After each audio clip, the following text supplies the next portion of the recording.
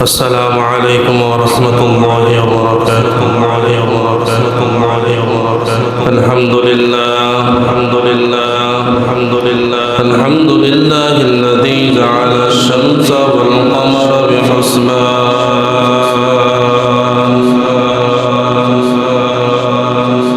والنجم والشجر يسجدان وفضل زمانا على زمان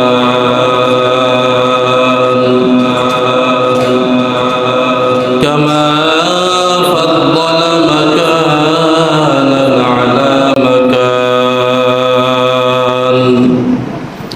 وإنسانا على إنسان ونشهد أن لا إله إلا الله وحده لا شريك له لا ضد له ولا ند له ولا مثل له وأشهد أن محمدا عبده ورسوله الذي أرسله الله تعالى بالحق بشيرا ونذيرا وداعيا إلى الله بإذنه وسراجا وقمرا منيرا. أما بعد فأعوذ بالله من الشيطان الرجيم. بسم الله الرحمن الرحيم.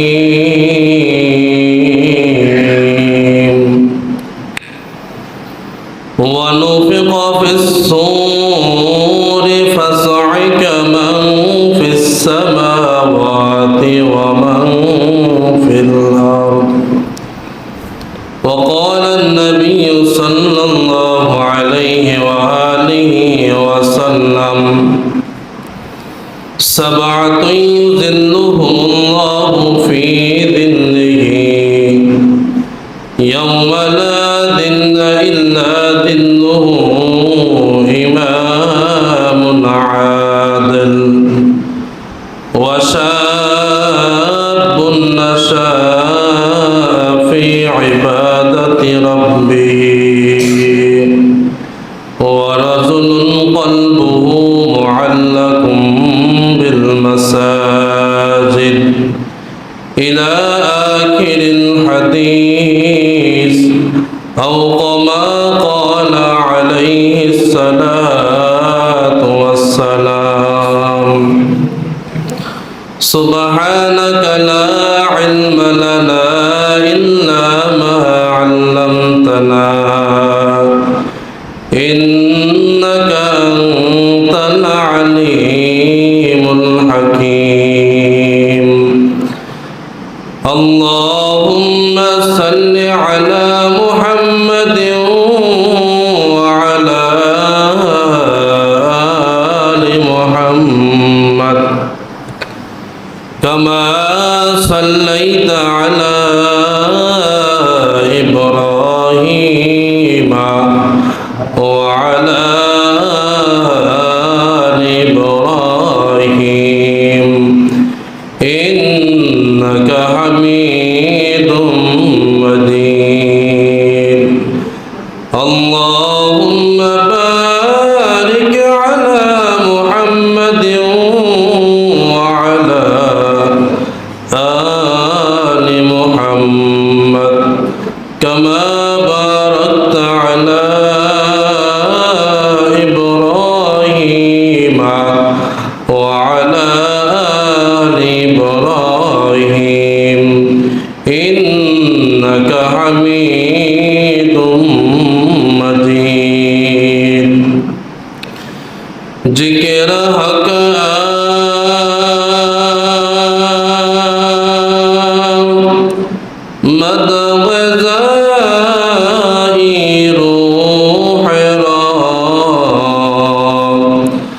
मरहबा मदही दिल मजरूह ला इलाहा इल्लल्लाह ला इलाहा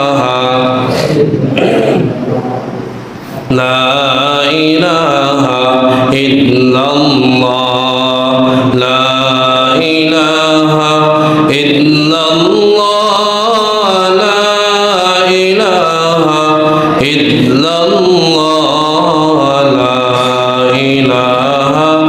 इल्लल्लाह ला इलाहा इल्लल्लाह ला इलाहा इल्लल्लाह ला इलाहा इल्लल्लाह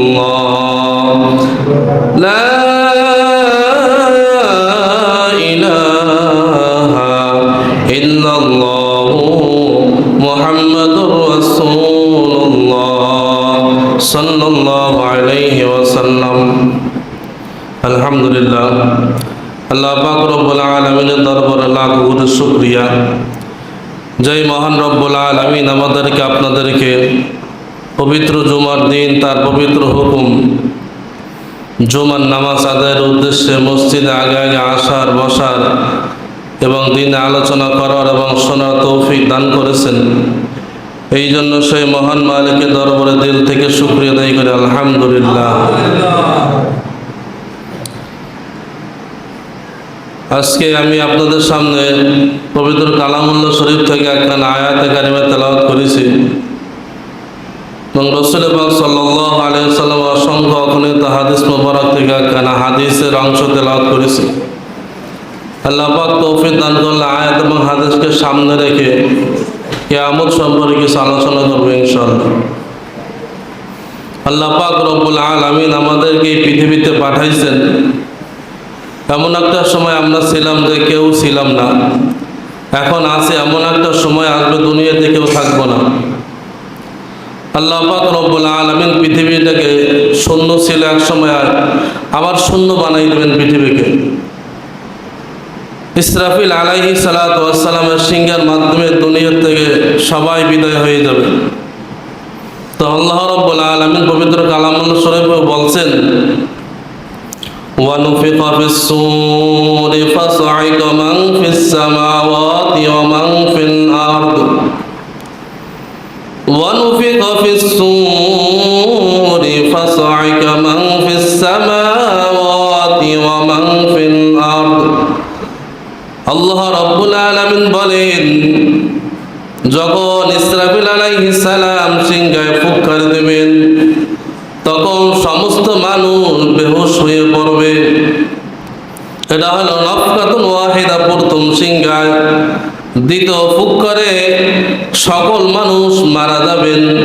আবার তৃতীয় ফুৎকারে সবাই পুনরুত্থিত হইয়া সবাই হাসরের ময়দানে উপস্থিত হবেন। এই হাসরের ময়দানটা কত ভয়াবহ হবে আল্লাহ রাব্বুল আলামিন পবিত্র কালামুল্লাহ শরীফে বর্ণনা করেন। আল্লাহ তাআলা বলেন, ইয়া আইয়ুহান নাস ইত্তাকু রাব্বাকুম ইন্না যালজালাতাস সাআতি শাইউন আযীম ইয়াওমা তারাউনাহা তাযহালু কুল্লু মুরদিআতিন আম্মা আরদাআত ওয়া তাদাউ কুল্লু যাতি হামলিন হামলাহা ওয়া তারান নাসা সুকারা ওয়া মা হুম বিসুকারা ওয়ালাকিন্না আযাবাল্লাহি শাদীদ। আল্লাহ রাব্বুল আলামিন ডাক দিয়ে বলেন, গোলাম ইত্তাকু রাব্বাকুম, তোমরা তোমাদের রবকে ভয় করো। ইন্না যালজালাতাস সাআতি শাইউন আযীম, কেননা কিয়ামতের ভয়ঙ্কর এক কঠিন ব্যাপার। ইয়াউমা তারাউনাহা তাযহালু কুল্লু মুরদিআতিন আম্মা আরদাআত। কিয়ামতের কঠিন ময়দানে তোমরা দেখবা দুধ দানকারীর মা তার দুধের বাচ্চাকে ভুলিয়ে যাবে। গর্ভবতী মা গর্ভপাত হয়ে যাবে, সে নিজে ওটার পাবে না। আর মানুষকে দেখবা তুমি মাতাল, ওয়াতারান নাসা সুকারা, মানুষকে দেখবা তুমি মাতাল, ওয়ামা হুম বিসুকারা, আসলে এরা কেউ মাতাল নয়, ওয়ালাকিন্না আযাবাল্লাহি শাদীদ, এরা একমাত্র আল্লাহ তাআলার আযাবের ভয়ে এরকম করতেছে। নাউযুবিল্লাহ। তাহলে কিয়ামতের ময়দানটা কত ভয়ঙ্কর। পয়গম্বর আলাইহিস সালাম হাদিসে বলেন, আম্মা জান আয়েশা রাদিয়াল্লাহু তাআলা আনহা থেকে হাদিস বর্ণিত, পয়গম্বর বলেন, ইন্নাকুম মাহশুরুনা ইয়াউমাল কিয়ামাতি হুফাতান উরাতান গুরলা, কিয়ামতের ময়দানে সকল মানুষ খালি পায়ে উলঙ্গ অবস্থায় খতনাবিহীন সবাই উপস্থিত হবে। এই কথা শোনার পর আম্মা জান আয়েশা রাদিয়াল্লাহু তাআলা আনহা বর্ণনা করেন, ওগো পয়গম্বর, কিয়ামতের কঠিন ময়দানে যদি সবাই উলঙ্গ অবস্থায় হয়, তাহলে তো বাবার সামনে মেয়ে, মায়ের সামনে ছেলে, ভাইয়ের সামনে বোন, সবাই একত্রিত থাকবে। এটা কি একজনে আরেকজনের জন্য লজ্জার কারণ কি হবে না? এই কথা শোনার পর পয়গম্বর বললেন, ওগো আয়েশা, কিয়ামতের ময়দানটা এত ভয়ঙ্কর হবে, এত ভয়ঙ্কর যে একজনে আরেকজনের দিকে তাকানোর মন মানসিকতাই থাকবে না। সবাই সবাইকে নিয়ে ব্যস্ত থাকবে, প্রত্যেকে নিজেকে নিয়ে ব্যস্ত থাকবে, কারো চিন্তা কেউ করবে না। কিয়ামতের কঠিন ময়দানে, কিয়ামতের দিন মূসা আলাইহিস সালাতু ওয়াস সালাম তিনি আরশের খুঁটি ধরিয়ে আল্লাহর কাছে বলবেন, ইয়া রব্বি লা আসআলুকা আল-ইয়াউমা উম্মি, আয় আল্লাহ, আমি আজকে আমার মাকে চাই না, ওয়ালা আসআলুকা বিনতি, আয় আল্লাহ, আমি আমার বোনকে চাই না, আসআলুকা নাফসি, আল্লাহ তুমি আমাকে বাঁচাও। মূসা আলাইহিস সালাম একজন জলিলুল কদর নবী হইয়া, পয়গম্বর হইয়া তিনি কারো চিন্তা করবেন না, নিজের চিন্তা করবেন। তাহলে কিয়ামতের ময়দানটা কত ভয়ঙ্কর হবে একবার চিন্তা করে দেখেন। পয়গম্বর বলেন, আবু দাউদ শরীফের হাদিসে বর্ণনা আছে, পয়গম্বর বলেন, কিয়ামতের ময়দানে কেউ কারো পরিচয় দেবে না, কেউ কাউকে চিনবে না। আম্মা জান আয়েশা বলেন, ওগো পয়গম্বর, আপনিও কি কেউকে চিনবেন না? তখন পয়গম্বর বলেন, ওগো আয়েশা, তিনটা সময় এমন হবে যে কেউ কাউকে চিনবে না। তার মধ্যে এক নাম্বার হলো আমলনামা দেওয়ার সময়। যখন আমলনামা দেওয়া হবে তখন সবাই চিন্তায় থাকবে, আমার আমলনামা ডান হাতে আসে না বাম হাতে আসে। যখন তাদের ডান হাতে আমলনামা পাবে তারা তো কত ভাগ্যবান, তাদের কোনো খুশির সীমা থাকবে না। যখন তারা ডান হাতে আমলনামা পাবে তখন ডান হাতে আমলনামা পাইয়া সবাইকে দেখাইতে থাকবে আর বলবে, হা উমুকরাউ কিতাবিয়া, দেখো আমার আমলনামা কত সুন্দর, আমার আল্লাহ আমার সাথে ভালো ব্যবহার করছে। যখন দুনিয়াতে যখন রেজাল্ট আউট হয়, যখন ভালো রেজাল্ট করে, তখন সকলকে, মামাকে, দাদাকে ফোন দিয়া, খালাকে, নানিকে ফোন দিয়ে বলে, আমি সুন্দর রেজাল্ট করছি, গোল্ডেন এ প্লাস পাইছি। ঠিক কিয়ামতের ময়দান ওই রকম, যখন ডান হাতে আমলনামা আসবে, যাকে দেখবে তাকেই দেখাইতে থাকবে যে আমার আমলনামা খুব সুন্দর। আর যাদের বাম হাতে আমলনামা হবে তারাও কত কবল পড়া হবে। যারা নাফরমান গুনাহগার তাদের আমলনামা বাম হাতে দেওয়া হবে। বান্দাকে যখন আল্লাহ আমলনামা দিবেন তখন আল্লাহ রাব্বুল আলামিন বলবেন যে, বান্দা তুমি এই গুনাহগুলা কেন করছিলা? আমলনামা দেওয়ার আগে জিজ্ঞেস করবে। তখন ওই বান্দা আল্লাহর সামনে মিথ্যা কথা বলবে, আল্লাহ আমি এই গুনাহগুলো আমি জীবনও করি নাই। আল্লাহর সামনে মিথ্যা কথা বলবে। তখন ওই যে গুনাহ করছে, বান্দা যে গুনাহ করছে, আল্লাহ তাআলা এটা তিন ভাবে প্রমাণ করবে। এক নাম্বার, ওই বান্দা যে স্থানে বসিয়া গুনাহ করেছিল ওই স্থান তার বিরুদ্ধে সাক্ষী দেবে, ওই জায়গা তার বিরুদ্ধে সাক্ষী দেবে আর বলবে আল্লাহ এই জমিনের অমুক জায়গায় যারা এইরকম অন্যায় করছিল, জেনা করছিল, ব্যভিচার করছিল, মদ খাইছিল, সুদ ঘুষ খাইছিল, এই জায়গা আমার আপনার বিরুদ্ধে কাল কিয়ামতের ময়দানে সাক্ষী দিবে। এই জন্য ইমাম কাদের রহমাতুল্লাহ আলাইহি বলেন, যদি কোনো স্থানে বসিয়ে গুনাহ হয়ে যায় তাহলে সঙ্গে সঙ্গে ওই স্থানে বসিয়েই তওবা করা, কেননা ওই স্থান আপনার পক্ষে হইয়া সাক্ষী দেবে আল্লাহ বান্দা গুনাহ করছিল শয়তানের ধোঁকায় পড়িয়া, কিন্তু ওই জায়গায় বসিয়ে তোমার বান্দা তওবা করিয়া নিছিল। তাহলে এক নাম্বার আল্লাহ তাআলা প্রমাণ করবেন যে আমি যে গুনাহ করছি এটা ওই জায়গায় আমার বিরুদ্ধে সাক্ষী দেবে। দুই নাম্বার, আমার অঙ্গ প্রত্যঙ্গ আমার বিরুদ্ধে সাক্ষী দেবে। আল্লাহ রাব্বুল আলামিন বলেন, আল ইয়াউমা নাখতিমু আলা আফওয়াহিহিম, আল ইয়াউমা নাখতিমু আলা আফওয়াহিহিম ওয়া তুকাল্লিমুনা أيديهم وتشهد أرجلهم بما كانوا يكسبون। আল্লাহ রাব্বুল আলামিন বলেন, কাল কিয়ামতের ময়দানে প্রত্যেক বান্দার মুখে মোহর লাগাই দেওয়া হবে, প্যারাক মারিয়ে দেওয়া হবে, এরপর তার প্রত্যেক হাত পা চোখ তার বিরুদ্ধে সাক্ষী দেবে। হাত বলবে আল্লাহ তোমার এই নাফরমান বান্দা আমার এই হাত দ্বারা মানুষের উপর জুলুম করেছে, অন্যায়ভাবে মানুষের উপর আঘাত করেছে। পাও সাক্ষী দেবে আল্লাহ এই পাও দ্বারা খারাপ কাজের দিকে, গুনাহের দিকে পাও হেঁটে হেঁটে পাও গিয়েছে। চোখ সাক্ষী দেবে মালিক তুমি যেই জন্য বানাইছো কোরআন হাদিস দেখবে, মা বাবাকে দেখবে, ছেলে মেয়েকে দেখবে, কিন্তু সেটা করে নাই, চোখ দ্বারা হাজারো অন্যায়ের দিকে তাকাইছে। তাহলে কিয়ামতের ময়দানে আবার আপনার অঙ্গ প্রত্যঙ্গ আপনার আমার বিরুদ্ধে সাক্ষী দেবে। নাউজুবিল্লাহ। তিন নাম্বার, আল্লাহ রাব্বুল আলামিন আমি যে গুনাহ করছি এটা প্রমাণ করবে দুইজন ফেরেশতা কিরামান কাতিবিন, সম্মানিত ফেরেশতাদ্বয়। এই ফেরেশতাদ্বয় আল্লাহ তাআলা আমরা যা কিছু করি সব কিছু লিপিবদ্ধ করে রাখেন। কিয়ামতের ময়দানে আল্লাহ তাআলার সামনে তারা পেশ করবে, আল্লাহ আপনার বান্দা এই অন্যায়গুলো করেছে। তখন আল্লাহ তাআলা আমাদের সামনে আমলনামা দেখাবেন, বান্দা এই গুনাহ তুমি করছো। এবার যখন আর বান্দা বুঝবে যে আমার আর পালানোর কোনো জায়গা নাই, ধরা খাইয়ে গেছি, তখন বান্দা বলবে আল্লাহ আমি তো গুনাহ করতে চাই না, কিন্তু আমি আমার ওই অমুক বন্ধুর পালায় পড়িয়া আমি এই গুনাহগুলো করছিলাম। কিয়ামতের কঠিন ময়দানে হাজারো মানুষ তার বন্ধুর পাল্লায় পড়িয়া গুনাহ করিয়া হাজারো মানুষ জাহান্নামে যাবে।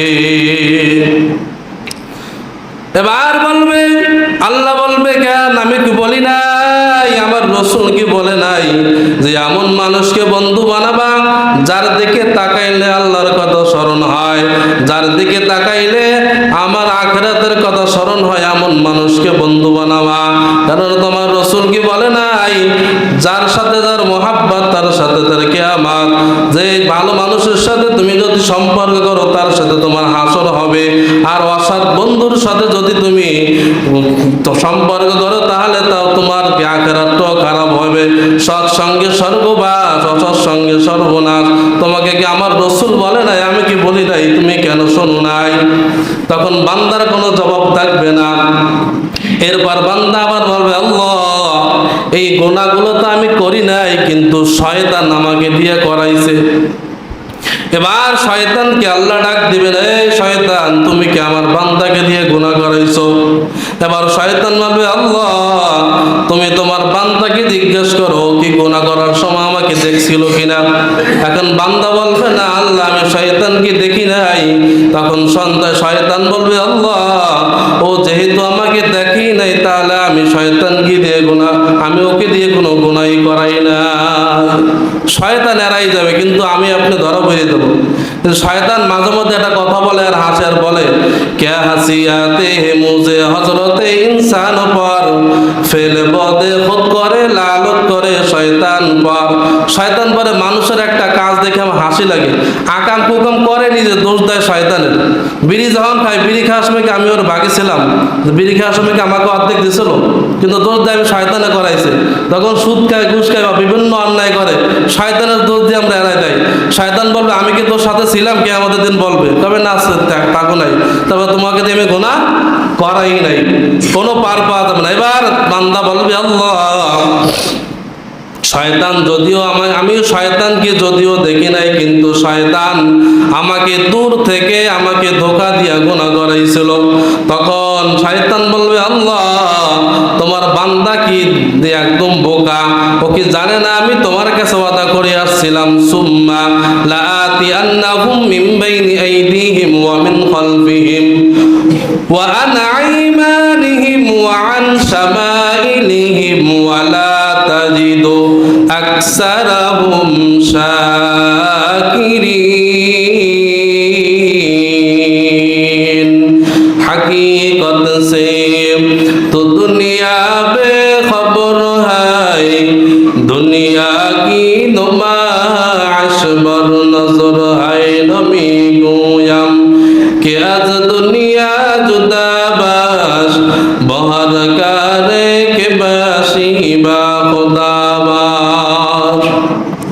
তখন আল্লাহ শয়তান বলবে আল্লাহ আমি তো তোমার কাছে ওয়াদা করে আসছিলাম যে তোমার এই যে বান্দা বনি আদম যারা আছে আমি এদেরকে ডান দিক থেকে বাম দিক থেকে সামনের দিক থেকে পিছন দিক থেকে এই চার দিক থেকে আমি ধোঁকা দিয়া জাহান্নামে বানাই ছাড়ব ওয়ালা তাজিদু আকসারাহুম শাকিরিন তুমি তোমার অধিকাংশ বান্দাকে শুকরগুজার হিসেবে পাবা না আমি তো এই কথা তোমার কাছে বলে আসছিলাম তোমার বান্দা তারপরও কেন আমার ধোঁকা এসে পড়ছে তখন বান্দার আর কোনো জবাব থাকবে না তখন আল্লাহ রাব্বুল আলামিন ওই বান্দাকে বাম হাতে আমলনামা দেবে বাম হাতে সরাসরি আমলনামা দিবে না আল্লাহ রাব্বুল আলামিন ফেরেশতাদেরকে বলবে ও আমার ফেরেশতারা এই নাফরমান গুনাহগারের বুকটা ছিদ্র করিয়া তার বাম হাতটা পিছন থেকে বের করে দাও বের করিয়া দেওয়ার পর আল্লাহ রাব্বুল আলামিন তাকে বাম হাতে আমলনামা দেবে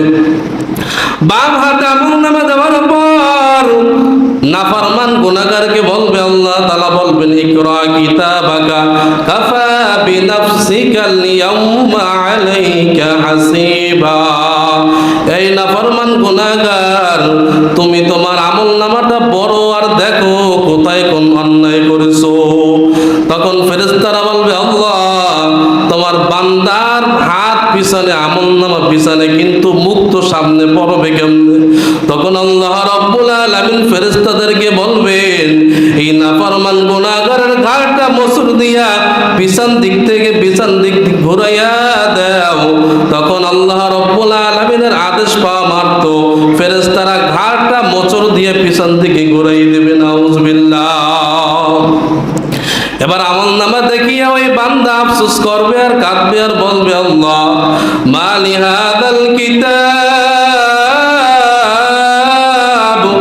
আয় আল্লাহ এটা কেমন আমলনামা লা ইউগাদিরু সগীরাতাও ওয়ালা কাবীরাতান ইল্লা আহসাহা এটা এমন আমলনামা এখানে ছোট বড় কোনো অন্যায় তো বাদ যায় না আয় আল্লাহ আমি কোথায় কোন অন্যায় করেছিলাম সব দেখে আমলনামায় লেখা আছে তখন ফাইনাল মাফার কোথায় পলায়ন করবা কোথায় পলায়ন করার ক্ষমতা নাই তাহলে বান্দা কিয়ামতের ময়দানে সবথেকে বিপদ মুহূর্তে তিনটা সময় থাকবে তার ভিতরে এক নাম্বার হইল আমলনামা দেওয়ার সময় সবাই চিন্তা করতে থাকবে আল্লাহ আমার আমলনামা ডান হাতে আসে না বাম হাতে আসে দুই নাম্বার যখন মানুষের নেকি ওজন করা হবে নেকি ও বোঝে ওজন করা হবে তখন সবাই চিন্তায় থাকবে আল্লাহ আমলনামা ওজন করার সময় আমার আমলনামার ওজনটা ভারী হয় না হালকা হয় এই সময় সবাই প্রত্যেককে নিয়ে নিজেকে নিয়ে ব্যস্ত থাকবে কেউ কারো দিকে খেয়াল করার সময় থাকবে না তিন নাম্বার পুলসিরাতের পুল পার হওয়ার সময় পুলসিরাত পার হওয়ার সময় সবাই সবাইকে নিয়ে ব্যস্ত থাকবে, কারো কথা কেউ মনে থাকবে না, কেউ খেয়াল করবে না। কিয়ামতের ময়দানটা এমন অবস্থা হবে সবাই সবাইকে নিয়ে ব্যস্ত থাকবে। আল্লাহ রাব্বুল আলামিন বলেন, ইয়াউমা ইয়াফিরুল মারউ মিন আখিহি ওয়া উম্মিহি ওয়া আবিহি ওয়া সাহিবাতিহি ওয়া বানিহি। কিয়ামতের ময়দানটা এত ভয়ঙ্কর, এত ভয়ঙ্কর, সবাই সবাইকে নিয়ে ব্যস্ত থাকবে। কিয়ামতের কঠিন ময়দানে যখন মানুষ একটা নেকির জন্য জান্নাতে যাইতে পারবে না, তখন আল্লাহ বলবে, যাও বান্দা, দেখো তুমি কোন জায়গা থেকে একটা নেকি আনতে পারো কিনা। তখন কিয়ামতের ময়দানে সর্বপ্রথম ভাইয়ের সঙ্গে দেখা হয়ে যাবে। তখন ভাইকে যাই বলবে, ভাই আমি তোমার রক্তের ভাই, একই মায়ের ভাই, আজকে আমি একটা নেকির জন্য আটকে গেছি, জান্নাতে যাইতে পারতেছি না, তুমি আমাকে একটা নেকি দিয়া সহযোগিতা করো, আমি জান্নাতে যাইতে পারবো। তখন ভাই বলবে, কে তুমি? তোমাকে তো আমি চিনি না, দুনিয়াতে আমার কোনো ভাই ছিল না, তুমি আমার ভাই না। ভাই সেদিন ভুলিয়া যাবে, এরপর যাবে মায়ের কাছে। মায়ের কাছে যাইয়া বলবে, আম্মা জান, আমি আপনার আদরের সন্তান, 10 দিন আমাকে গর্ভে রাখছেন, 2 থেকে 2.5 বছর আপনার বুকের দুধ পান করেছি, আপনি না আমার জন্য কত কষ্ট করছেন। ছোটবেলায় যখন আমি পেশাব করিয়ে যেতাম বিছানায়, আপনি আমাকে শুকনা জায়গায় শোয়াইয়া আপনি ভিজা জায়গায় শুইতেন। মা, আপনি না খাইয়া আমাকে খাওয়াইছেন, কত কষ্ট করেছেন আমার জন্য।